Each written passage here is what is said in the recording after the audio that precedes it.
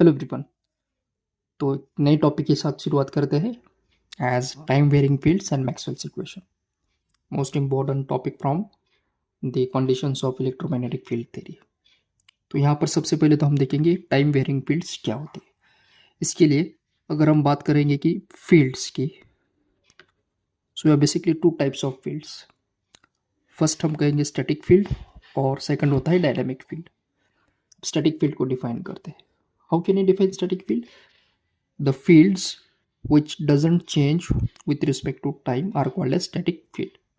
So any field whose magnitude can be get changed with respect to time are called as static field, or they're also called as time invariant field because they never depend upon the time. Example: the electric or electrostatic field and magnetic or magnetostatic field. तो इस वाली field को हम कहेंगे static field. अब हम बात करते हैं डायनेमिक फील्ड या फिर टाइम वेरिंग फील्ड के बारे में। हम किस तरह से इसे डिफाइन करेंगे? The fields which are produced due to time varying current. Important term, the fields which are produced due to time varying currents are called as the dynamic field. It means they are entirely depends on what? Time varying parameter, and that is why these all fields are called as time varying field. So this is going to be the first and foremost basic difference.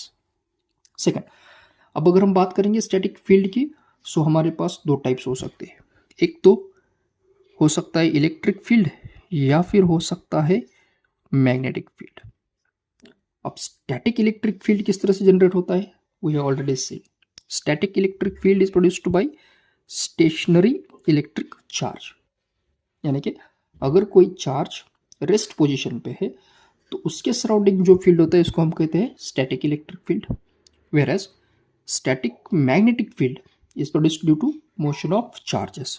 So whenever, ये भी हमने देखा था sir, अगर कोई charge है Q moving with velocity v, तो जो एसोसिएटेड टर्म होगा उसका मैग्नेटिक फील्ड b, और ये हो सकता है उसका normal direction.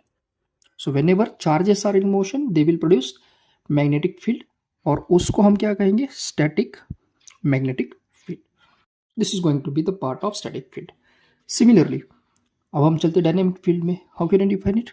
Here the time varying electric fields are produced due to time varying magnetic field.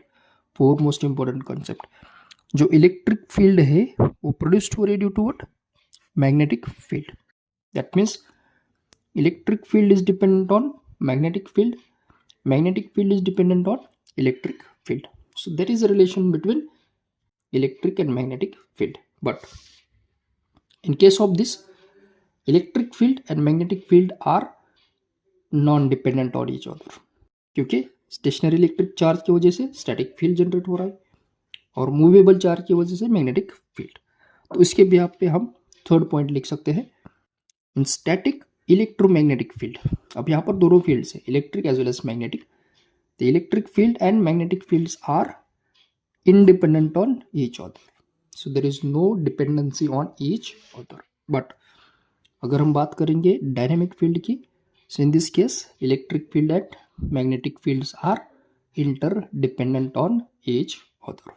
Reason: electric field is produced by magnetic field. So this is about the difference between time invariant and time varying field. तो अब जो हम point of discussion करेंगे वो हो सकता है हमारा टाइम वेरिंग फील्ड के बारे में। क्लियर? इसी को अगर हम एक्सटेंड करते हैं तो सेकंड पैरामीटर जो हमें चेक करना है, it is nothing but what? Maxwell's equation. Maxwell's equation क्या हो सकता है? बेसिकली मैक्सवेल इक्वेशन को आप डिफाइन करेंगे एज